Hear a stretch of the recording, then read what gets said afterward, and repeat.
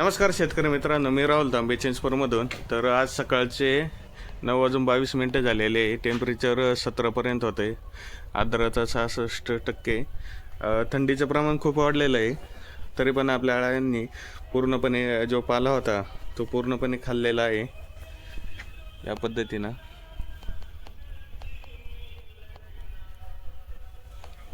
बघू शकता. या पद्धतीनं अळ्यांची साईज आहे. थंडीचं बॅचचं जर नियोजन व्यवस्थित केलं तर 100% हे रिझल्ट बघायला भेटतात.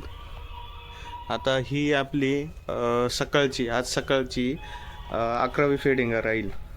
तर या पद्धतीनं अळ्यांची सप्लिमेंट वगैरे मारल्यानंतर स्पीड पण वाढतो अळ्यांचा. या पद्धतीनं अळ्यांचा स्पीड पण वाढलेला आहे जो पाला खायचा. आता इथं 2च पानं शिल्लक आहे, बाकीची पानं सगळे खाल्लेले आहे. तर या पद्धतीने नियोजन असतं आणि सर्व शेतकऱ्यांनी या पद्धतीने नियोजन करा. प्रत्येक व्हिडिओ बघून तुम्ही त्या पद्धतीने नियोजन करत जा. तुमचे ज्या कंडिशनला आळा आहे त्या कंडिशनचा माझं यूट्यूबला जाऊन तो व्हिडिओ बघायचा. त्या कंडिशनला मी काय काय केलेलं आहे त्या पद्धतीनं तुम्ही जरी फॉलो केलं तर 100% रिझल्ट मिळतो आहे आणि बऱ्याच जणांच्या बॅच पण सक्सेस होत आहे. जी तुमची आजची अळ्यांची जी स्टेप आहे त्या स्टेपचा माझा जो व्हिडिओ असेल तो यूट्यूब चॅनलवर जाऊन तुम्हाला 100% मिळतो आहे. खाली लिहिलेलं असतं कोणती स्टेप आहे, कोणती फेडिंग आहे, कितव्या मोल्ट नंतरची फेडिंग आहे ती पण दाखवलेलं असतं. तर यूट्यूबला जाऊन तेवढं तुम्ही करत जा. तर आज आपल्या अळ्यांची 4थ्या मोल्ट नंतर 11वी फेडिंग आहे. सकाळी आल्यावरती अळ्यांची जो रात्री आपण पाला घातला होता तो पूर्णपणे अळ्यांनी खाऊन घेतलेला आहे आणि बेडवरती बऱ्यापैकी दाटी पण आहे. आता ही फेडिंग नंतर आपण शक्यतो पेसिंग देणार आहे. सपोज आपण संध्याकाळचा अंदाज बघून याला थोडे अजून पण आपला एक कप खाली आहे त्यावरती यांना पेसिंग देणार आहे. बऱ्यापैकी आपला जो पाला असतो अळ्यांचा तो पण अळ्या पूर्णपणे खाऊन घेऊ राहिल्या. शेड जर मेंटेन केलं हिवाळी बॅच मध्ये तर 100% आपल्याला रिझल्ट बघायला मिळतो. तर या पद्धतीने आपली 4थ्या मोल्ड नंतरची 11वी फेडिंग आहे आणि ती आज आपण कंप्लीट करून घेऊ. त्याचप्रमाणे आता आपली 11वी फेडिंग आहे आणि 9व्या फेडिंग पासून आपण अळ्यांचा जो स्पीड असतो तो पण पाला खायला जास्त वाढलेला आहे. त्यासाठी आपण फेडिंग पण ही आता थोडी दाट करायची. आपण 2-2 3-3 फांद्या टाकत होतो तर आपण 4थ्या मोल्ट मध्ये उन्हाळ्यामध्ये ज्या पद्धतीने फेडिंग करत असतो त्याचप्रमाणे आपण आता हिवाळ्यांना फेडिंग करत राहणार आहे. जेणेकरून जे हे असतं काही प्रॉब्लेम येणार नाही. अळ्यांना पूर्णपणे पाला भेटन आणि 100% तो पाला अळ्यांच्या खाण्यात गेल्यानंतर अळ्यांची पण साईज वाढत असते. ज्या थोड्याफार व्हेरिएशनच्या ज्या लहान अळ्या असतात त्या आपण पूर्णपणे वेचूनच घ्यायच्या असतात. कारण पुढे भविष्यात काही प्रॉब्लेम नको यायला बॅचला. त्यासाठी आपण या ज्या छोट्या अळ्या असतात हे वेचून काढायच्या आहे.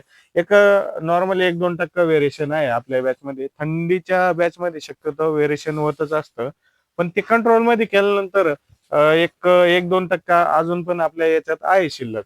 तर आपण त्या पूर्णपणे वेचूनच घ्यायच्या असतात. जिथं आपल्याला ज्या ठिकाणी अळ्या दिसन त्या ठिकाणी आपण वेचून घ्यायचे लगेच. तर जेणेकरून पुढं ज्या अळ्यांना प्रॉब्लेम येतात ग्लासरी, फॅक्टरी, खडू या अळ्यांना बुरशीजन्य आजार असतात ते बेडमधून येत असतात. तर ते सर्वात प्रथम आपल्या छोट्या अळ्यांना येतो आणि त्यानंतर ज्या मोठ्या अळ्या असतात त्यांना येत असतो.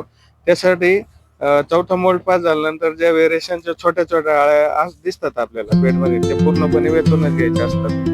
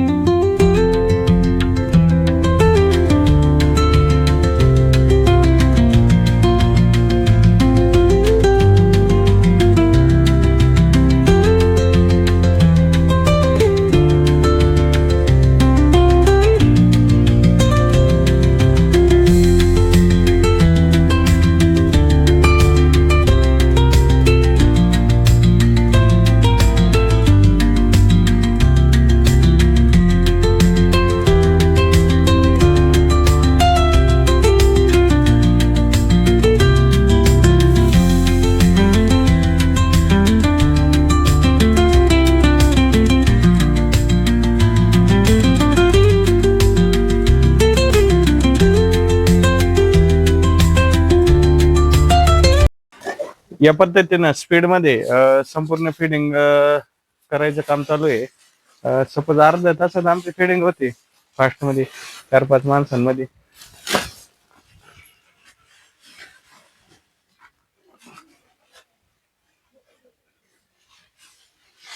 तर सर्व शेतकऱ्यांना विनंती आहे, या पद्धतीने नियोजन करत जा. 100% बॅच सक्सेस होतात. तर आजचा व्हिडिओ तुम्हाला आवडला असेल तर चॅनलला सबस्क्राईब करा, आणि नवीन असेल तर बरेच जे नवीन शेतकरी आहे तुमच्या मार्फत त्यांना पण व्हिडिओ शेअर करत जा, जेणेकरून त्यांना पण प्रॉपरली माहिती भेटत जाईल आणि शिकून त्यांच्या पण बॅच या 100% सक्सेस होतील. तर चला, धन्यवाद.